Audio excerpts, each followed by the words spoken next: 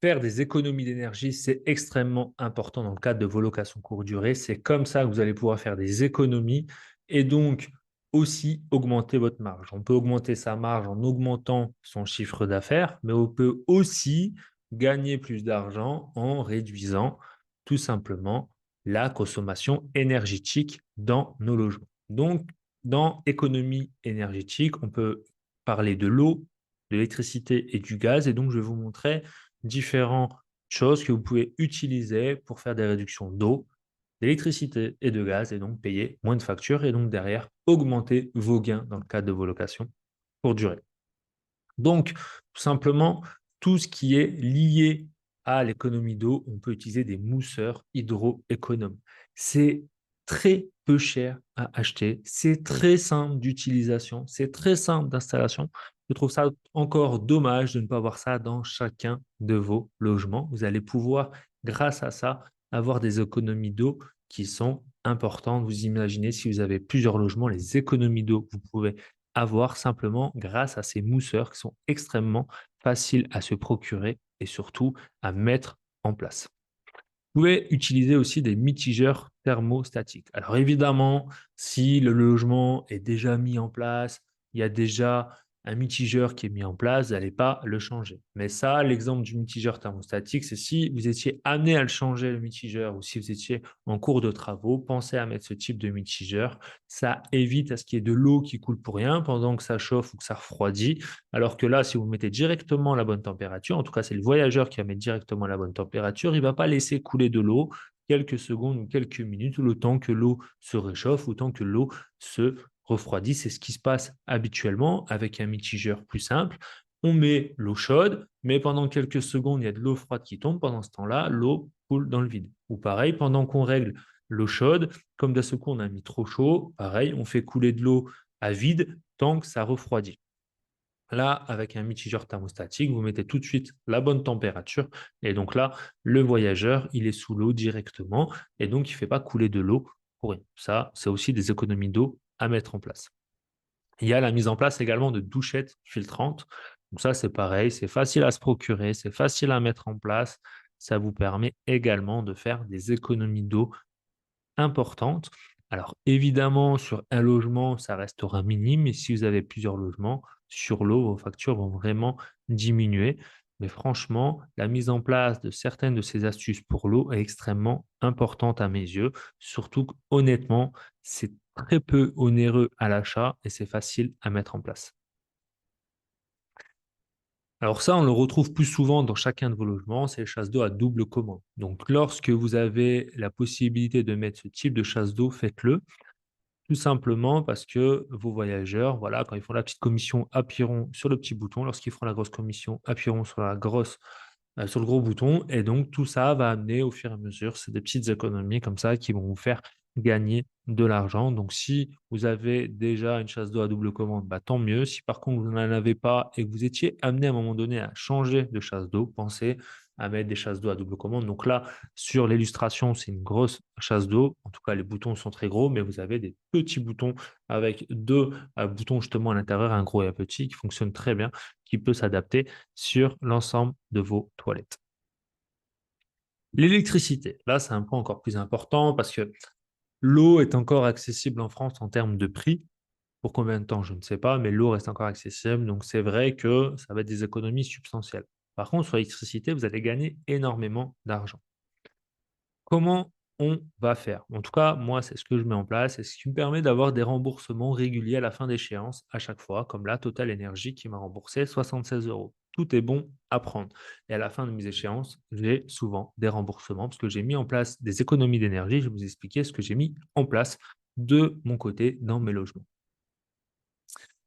J'ai mis en place en fait un commutateur pardon, qui est connecté en réseau Wi-Fi. Donc je m'explique, en fait, mon radiateur qui est donc branché sur le mur, ce que je fais, c'est qu'en fait, entre l'alimentation générale qui sort du mur et l'alimentation du radiateur, je mets ce commutateur qui est facile à installer. Donc si vous êtes bricoleur, vous le faites vous-même. Si vraiment vous n'êtes pas bricoleur, vous demandez à un électricien de le mettre en place.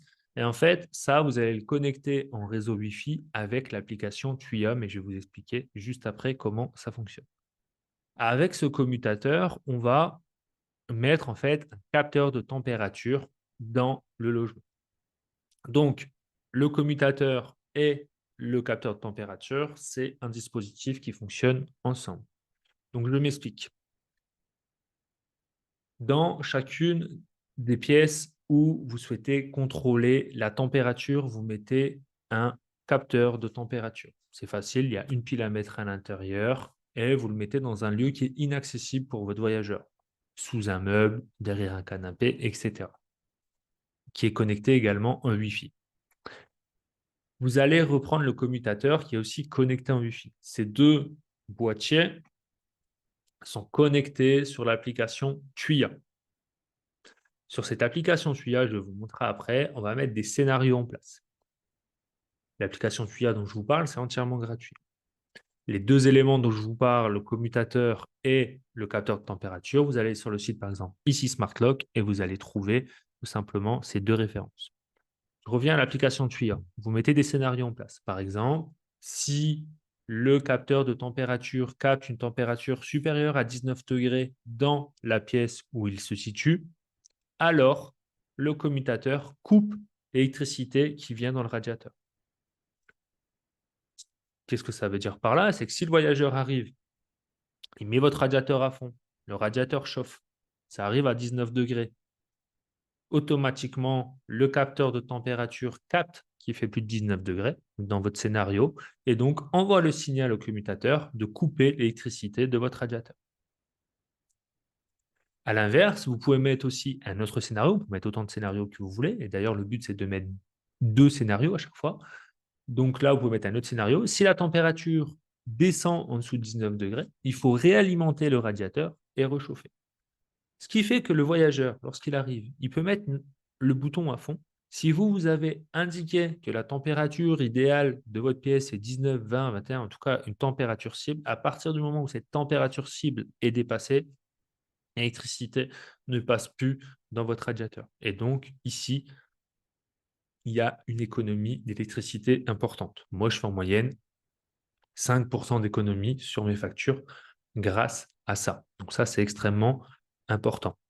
Ce qui est aussi important, c'est de se dire que ce soit pour la partie économie d'eau ou la partie économie d'électricité, ça n'influe pas sur le parcours ou sur la qualité perçue du voyageur. Pourquoi? Pour l'eau, ça ne lui change rien. Pour la partie ici, capteur de température avec le commutateur, il ne s'aperçoit même pas du dispositif. À partir du moment où votre température cible est une température cible adéquate. C'est sûr que si vous mettez une température cible 16 ou 17 degrés et vous demandez à ce que votre radiateur coupe quand il fait 16 ou 17 degrés, votre voyageur va dire qu'il fait froid chez vous. Si par contre vous mettez 19, 20, 21 degrés, à vous de voir en fonction de votre logement, de l'isolation du logement, le voyageur ne va pas se rendre compte, en fait, à un moment donné, que la température, que les radiateurs ont été coupés. Et les radiateurs vont se réalimenter au fur et à mesure en fonction du scénario. C'est-à-dire, dès que la température cible est dépassée ou dans un sens ou dans un autre, alors le scénario va s'appliquer.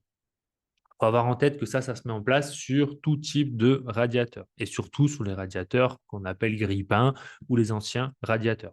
Il y a des radiateurs maintenant qui sont déjà connectés à la Wi-Fi. Il y a déjà des radiateurs avec justement des commutateurs qui sont déjà intégrés. Donc, évidemment, si vous êtes en train d'installer votre maison, votre appartement et que vous n'avez pas encore mis les radiateurs, achetez ce type de radiateur. Mais souvent, vous avez déjà des radiateurs en place électriques et donc il faut trouver un système sur lequel on peut trouver une adaptation très rapide. Donc ça, vous allez sur le site Easy Smart Lock et vous allez trouver ce capteur de température et ce commutateur. Moi, j'en ai sur chacun de mes logements.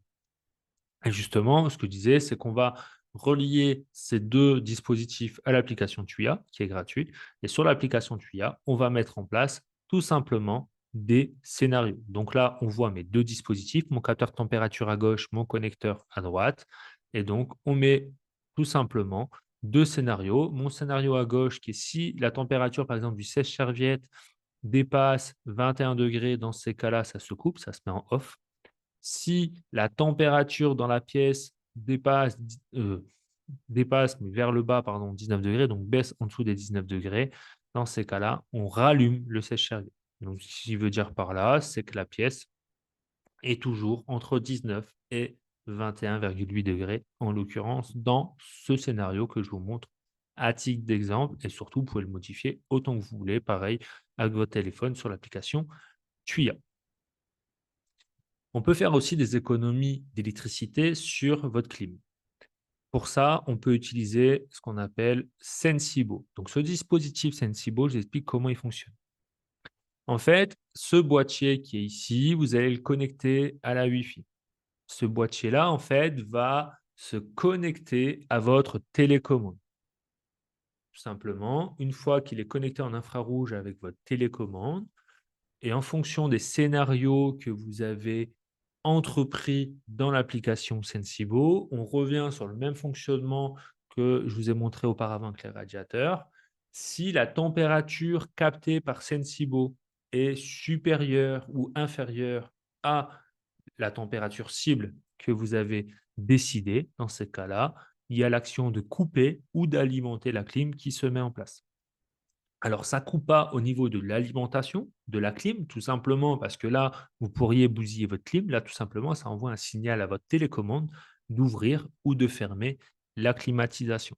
Ça vous donne aussi des scénarios qui vous permettent d'augmenter ou diminuer la température sans toujours ouvrir ou fermer votre clim, mais simplement en baissant la température de la clim ou soit en l'augmentant. Donc ça, c'est un dispositif aussi que vous pouvez mettre en place sur l'ensemble de vos climatisateurs pour justement faire des économies d'énergie. Et de la même manière, ce qui va se passer, par exemple, avec Sensibo, c'est qu'il a un capteur de mouvement. Donc, si pendant 10 minutes, vous décidez par exemple de dire au scénario, pendant 10 minutes, si personne passe devant le détecteur de mouvement, alors la clim se coupe. Ça va vous éviter d'avoir des gens qui partent en sortie toute la journée, laissent la clim allumée toute la journée de 8 heures à 17 heures pour rien. Là, la clim va se couper automatiquement, tout simplement parce qu'il n'y a pas de lumière ou il n'y a pas de passage devant son détecteur de mouvement. Donc voilà tout ce que vous pouvez mettre en place aussi avec Sensibo pour faire des économies d'énergie. Donc, pour aller sur le lien qui est juste en dessous, ça va vous permettre simplement d'arriver directement sur le site Amazon, parce que vous allez voir Sensibo, il y a différentes versions, différents euh, modules différents. Celui-ci fonctionne très bien. Il y en a des plus chers, mais honnêtement, pour avoir testé les deux, vous pouvez payer plus cher, certes, la version supérieure, mais ça ne va pas franchement vous trouver d'éléments supplémentaires qui justifient ce prix. Donc moi, c'est pour ça que je vous montre ce Sensibo-là. Je vous envoie directement vers le lien et vous verrez. Après, si vous voulez prendre la version plus chère, vous pouvez, mais moi, je n'en trouve pas l'intérêt. Pour la partie gaz, moi, j'ai une chaudière et sur ma chaudière, en fait, j'ai mis le thermostat Nest connecté. Donc, le thermostat Nest connecté, qu'est-ce que ça permet de faire? Ça permet, pareil, avec son téléphone, de créer des scénarios et aussi de permettre de bloquer le thermostat. Donc, je m'explique. Le thermostat, en fait, ici, c'est une roulette que vous pouvez tourner. Moi, par exemple, mon client, mon voyageur peut mettre entre 18 et 22 degrés. Donc, même s'il tourne à fond la molette, il ne va pas arriver à 30 degrés, il va être maximum à 22 degrés. S'il veut baisser, il va pouvoir baisser maximum 18 degrés. Ça permet quoi? Ça permet à ce que votre voyageur puisse pas tout simplement mettre des températures trop élevées et donc consommer en abondance votre gaz. Pareil, vous avez la possibilité, vu que là, en fait, ici à l'intérieur, il y a aussi un détecteur de mouvement, de mettre que s'il y a personne dans le logement, à un certain moment, la température s'abaisse. Ce qui est intéressant aussi, mais ça, c'est la particularité d'une chaudière, c'est qu'à partir du moment où le thermostat, par exemple, là, 20 on a indiqué qu'il fallait mettre 22 degrés. À partir du moment où ça atteint 22 degrés, simplement, ça continue plus de chauffer. Il y a plein de petites choses comme ça qui font qu'à la fin, vous allez gagner en économie en termes de gaz. Pareil, vous allez pouvoir avoir un historique énergétique et donc voir tout simplement que de temps en temps, il y a eu des utilisations, d'autres pas, mais surtout voir l'historique énergétique de votre logement.